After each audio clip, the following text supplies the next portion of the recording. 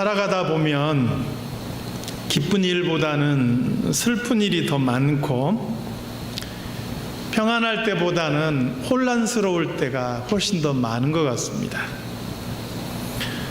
예수 믿고 살면 다 잘되고 복받을 줄 알았는데 예수 믿고 사는데도 여전히 힘든 일 많고 여전히 실패할 때도 있고 손해볼 때도 많고 여전히 문제는 우리 앞에 놓여 있습니다. 그래서 우리 믿음이 또 그냥 약해지려고 그래요. 나 예수 믿는데 왜 이렇게 힘들고 어려운가? 저 사람은 신앙도 없는 것 같고 교회도 잘 안 다니는데 잘 되는 것 같은데 나는 그래도 주님 앞에 바로 서려고 애를 쓰는데 왜 저 사람보다 내가 더 못하는 것 같지? 이런 생각을 할 때가 있습니다. 교회도 마찬가지죠. 저도 목회를 하면서 늘 가지고 있는 고민 중에 하나가 그겁니다. 하나님의 말씀 바로 전하고 다른 데 눈 돌리지 않고 하나님의 뜻 바라보고 그렇게 달려가려고 애를 쓰는데 참 목회가 쉽지 않아요. 그런데 집사람이 연락을 해왔는데요. 장모님 집이 과천에 있어요. 과천에는 신천지 본부가 있습니다. 근데 이 신천지 사람들이 얼마나 기세등등하게 과천시를 누비고 다니는지 그 사람들 집회 있는 날은 밖에 나갈 수가 없대요. 무서워서. 그러니까 얼마나 그 세력이 기세등등한지 말할 수가 없다는 거예요. 저런 이단 사이비는 더 잘 되는 것 같고 그 거짓 진리, 그 이만희라는 사람이 자칭 하나님이라고 하는데도 불구하고 거기에 충성하고 목매어서 쫓아가는 거예요. 그런 거 보면은 마음이 참 낙심될 때가 있어요. 진리를 전하는데 그것은 따르지 않는 사람이 많은데 저 거짓된 것은 왜 저렇게 사람들이 목숨 걸고 쫓아갈까? 오늘 우리 본문을 통해서요, 우리 성도든 또 교회든 어렵고 힘들 때, 문제가 우리 앞에 다가올 때, 고난이 닥쳐올 때 어떤 마음을 가져야 되는지, 어떤 자세를 가져야 되는지 오늘 본문을 통해서 두 가지로 살펴보기를 원합니다. 오늘 본문 1절에서 2절 말씀에 보면 하나님께서는 비록 어렵고 힘든 상황 속이지만 그 상황을 반드시 회복시켜 주실 것이고, 그래서 그렇게 회복된 자의 기쁨이 어떠한 것인지를 우리에게 말씀해 주고 있어요. 1절 첫 부분에 보니까 광야가 나오지요. 메마른 땅이 나옵니다. 사막이 나옵니다. 표현은 바뀌었지만 다 비슷비슷한 상황들이에요. 물이 없고 생명이 없고 그래서 어떤 것도 살 수 없는 그런 건조한 땅들을 의미하는 것이죠. 어찌 보면 이런 상태는요, 하나님께서 개입하시기 이전의 상태를 보여주는 것이고요. 그래서 1차적으로 위기와 고통 속에 있는 인간의 내면을 보여주는, 하나님을 잃어버리고 하나님을 알지 못한 상태, 아니면 하나님의 은혜를 상실해버린 인간의 모습을 보여주고 있는 것이죠. 오늘 성경은 뭐라고 말씀합니까? 이렇게 메마르고 생명이 없는 곳에 기쁨이 있을 것이라 이렇게 말씀합니다. 백합이 무성하리라 말씀합니다. 무성한 꽃들이 기쁜 노래를 부를 것이다 말씀합니다. 왜 그렇습니까?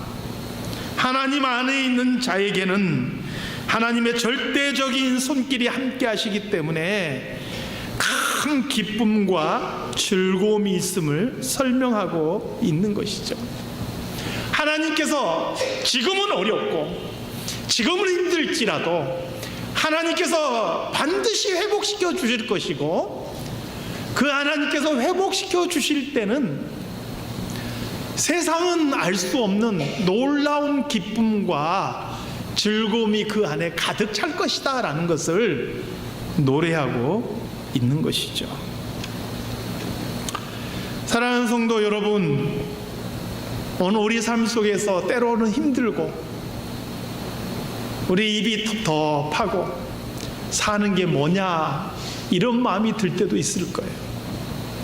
근데 여러분, 그때마다 우리가 잊지 말아야 될 것은 하나님의 손길이 우리와 함께 하실 때 그 하나님께서 우리를 회복시켜 주시고 우리로 세상이 알 수 없는 그 기쁨과 즐거움으로 채워주신다라는 사실을 잊지 말아야 하는 것이죠. 오늘 우리 교회도 마찬가지. 이렇게 주일날 와서 예배 드리다 보면 과거와 달리 빈자리가 보이죠. 눈에 들어올 거예요. 또 어려운 일들 겪고 나서 마음이 낙심될 때도 있을 거예요. 우리 교회 앞으로 어떻게 될까라는 고민을 해보시는 분들도 계실 거예요. 근데 여러분, 우리가 하나님의 말씀 가운데 굳게 서 있는 한 하나님께서 반드시 우리에게 회복의 은혜를 베풀어 주실 줄로 믿습니다. 우리가 그것을 잊어버리면 안 되는 거예요. 그 하나님께서 회복시키실 그날, 그 기쁨과 그 감격 반드시 우리에게 오리라는 사실을 잃어버려서는 안 되는 것입니다. 다윗은요, 우리아의 아내 바세바와 동침하고 그것 때문에 나단 선지자에게 책망받았어요. 그때 그가 시편 51편 보면 회개하면서 지은 시가 시편 51편인데 주의 구원의 즐거움을 내게 회복시키시고 이렇게 간구하는 것을 보게 돼요. 비록 지금은 봄뒤에서 처자에게 찢기고 상한 심령이고 내 마음이 지금 죄로 인하여서 너무나 고통스럽고 아프지만 하나님의 손길이 나에게 임할 때 회복이 될 것이다.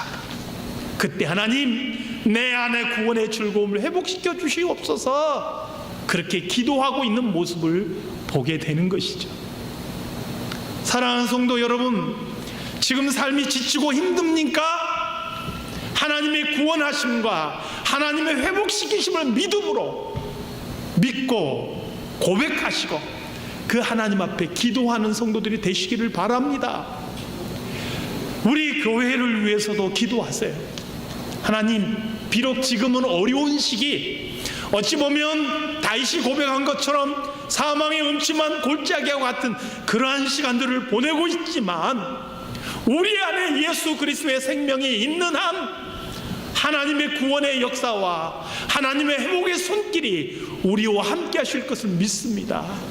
하나님, 그때 우리 안에 큰 기쁨으로 충만하게 채워 주시옵소서. 기도할 수 있는 우리 성도들이 다 되시기를 간절히 소망합니다. 우리에게 역사하시는 하나님의 은혜, 우리를 회복시켜 주실 하나님의 손길, 그것을 우리가 기대하고 소망한다면 현재 아무리 힘들고 어려운 상황이 우리에게 있다 할지라도 우리는 주저앉지 않을 수 있어요. 낙심하지 않을 수 있어요.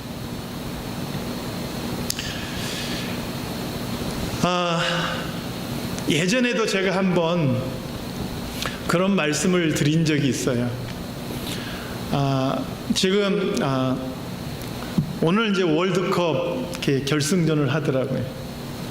저는 월드컵 우리 한국 경기도 딱 한 경기만 보고 안 봤어요. 보면은 너무너무 조마조마해가지고, 근데 제가 마지막 독일하고 경기하는데 그 경기를 한번 봤어요. 실제로 하는 걸 본 게 아니라 다 끝나고 난 다음에 녹화한 것을 본 거예요. 저는 그렇게 막 가슴 졸이면서 뭘 잘 못 봐요. 예전에 김연아 선수 피겨스케이팅 할 때도 그냥 앞에서 그 짧은 시간 그 경기 하는데도 그걸 그냥 가슴 조마조마해서 못 봐요. 그래서 경기 끝나고 나면 결과를 들어요. 결과를 들어가지고 이겼다, 우승했다 그러면 그때 녹화한 걸 다시 보는 거예요.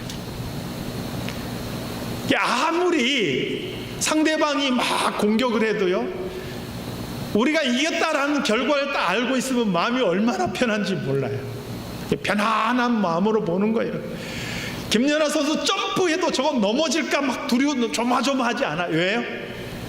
이긴 거 알고 있으니까, 잘한 줄을 알고 있으니까 마음 편안하게 보는 거예요. 사람마다 취향이 다르지만 저는 그래요. 그런데 여러분, 우리가 비록 지금 어렵고 지금 힘들고 지금 피곤하다 할지라도 하나님께서 우리를 회복시켜 주실 것이고 우리에게 구원을 베풀어 주실 것이고 반드시 하나님의 능하신 일을 이루어 가실 것이다 라는 것을 우리가 분명히 알고 있다면 지금 어렵고 힘든 것 때문에 조마조마할 필요가 없다는 거예요. 그것 때문에 낙심할 이유가 하나도 없다라는 거예요. 왜요? 이것은 과정이고 이 또한 다 지나가고 하나님께서 우리를 회복시키실 것을 분명히 알기 때문에. 사랑하는 성도 여러분, 오늘 우리의 모든 삶도, 우리의 지치고 피곤한 우리의 인생도 하나님의 손길 안에서 회복될 줄로 믿습니다. 우리 교회도 마찬가지예요. 저는 기도하기를 하나님께서 우리 교회를 다시 아름답게 회복시켜 주실 것을 믿는데, 하나님, 이게 좀 시간이 오래 걸리면 지치잖아요. 그러니까 너무 오래 걸리지 않도록, 너무 오래 걸려서 성도들이 지치지 않도록 그렇게 해주세요. 이렇게 기도합니다. 오늘 자신과 교회를 위해서 하나님께서 베푸실 그런 구원과 회복을 위해서 기도할 수 있는 저와 여러분이 다 되시기를 주님의 이름으로 축원합니다. 그런데 아무리 우리가요 이렇게 하나님의 구원과 회복을 바라본다 할지라도 현실은 그렇게 만만하지가 않습니다. 3절과 4절 말씀 보십시오. 거기에 보니까 너희는 약한 손을 강하게 하고 떨리는 무릎을 굳게 하며 겁내는 자들에게 이르기를, 이렇게 표현되어 있죠. 자, 약한 손이 나오죠. 떨리는 무릎이 나오죠. 겁내는 자들이 나와요. 아무리 우리가 믿음 안에서 우리 자신들을 추스리고 다스리려고 해도요, 때로는 약해질 수 있다는 거예요. 그게 인간이 가진 한계예요. 아무리 믿음이 좋은 사람이라도 항상 좋을 수는 없더라는 거예요. 목사라 할지라도 항상 성령 충만하지 않더라는 거예요. 장로님이라 해도 늘 믿음 안에서 견고하여 흔들리지 않고 요동하지 않는다, 이런 법 없더라는 거예요. 누구라도 약해질 때가 있고 힘들 때가 있고 흔들릴 때가 있더라 하는 거예요. 이러한 현실의 문제를 이겨나가기 위해서 우리 성도들에게는 두 가지 요소가 꼭 필요합니다. 첫 번째는 뭐냐? 공동체의 협력이 필요해요. 우리 교회 공동체의 협력이 필요한 거예요. 칼빈은요 3절과 4절의 말씀은 말씀의 사역자와 교사들과 관계된 것이다, 이렇게 이야기를 합니다. 교회 교사들에게 이 말을 하는 거예요. 마음이 상하고 낙담한 자들을 위로하고 격려하고 권면하여서 그들로 하여금 견고한 힘을 내도록 그렇게 만들라라는 거예요. 한번 말씀을 다시 한번 읽어볼까요? 3절 4절을 같이 한번 읽어보겠습니다. 3절 4절. 자, 시작. 너희는 약한 손을 강하게 하며 떨리는 무릎을 굳게 하며 겁내는 자들에게 이르기를 굳세어라, 두려워하지 말라. 보라, 너희 하나님이 오사 보복하시며 갚아주실 것이라. 하나님이 오사 너희를 구하시리라 하라. 약하고 힘들 때 어떻게 하라고요? 두려워하지 말라. 강하고 담대하라. 하나님께서 오셔서 갚아주실 것이다. 하나님의 손이 우리를 붙잡아 주실 것이다. 위로하고 격려하고 그렇게 세워나가라는 거예요. 오늘 그래서 교회 공동체가 너무나 중요한 거예요. 내가 하나님 믿고 혼자 생활하면 될 것 같은데 왜 하나님께서 굳이 교회를 세우시고 우리를 함께 모으셨느냐? 바로 이것 때문에 그런 거예요. 자, 우리 한번 서로를 한번 바라보실까요? 서로 한번 고개를 드시고 바라보십시오. 자, 한번 서로를 보시면서 따라해 보세요. 두려워하지 맙시다. 굳세어라. 다시 한번 두려워하지 맙시다. 굳세어라. 담대하라. 서로 그렇게 격려하라는 거예요. 잘 될 겁니다. 우리 잘 될 겁니다. 지금은 약할지라도 하나님께서 우리와 함께 하시고 우리가 하나님 편에 서 있는 한 잘 될 것입니다. 서로 격려하고 그렇게 다독이라 하는 것이죠. 사랑하는 성도 여러분, 오늘 우리 교회 공동체 안에서 서로가 서로에게 위로가 되고 힘이 되고 격려가 되는 소중한 모습이 있기를 주님의 이름으로 축원합니다. 두 번째로 뭐가 필요합니까? 성도들의 인내가 필요합니다. 우리가 고통을 이길 수 있는 것은 미래를 향한 소망이지요. 본문 4절에서도 너희 하나님이 오사 보수하시며 보복하여 주실 것이라. 그가 오사 너희를 구하시리라. 이렇게 말씀하죠.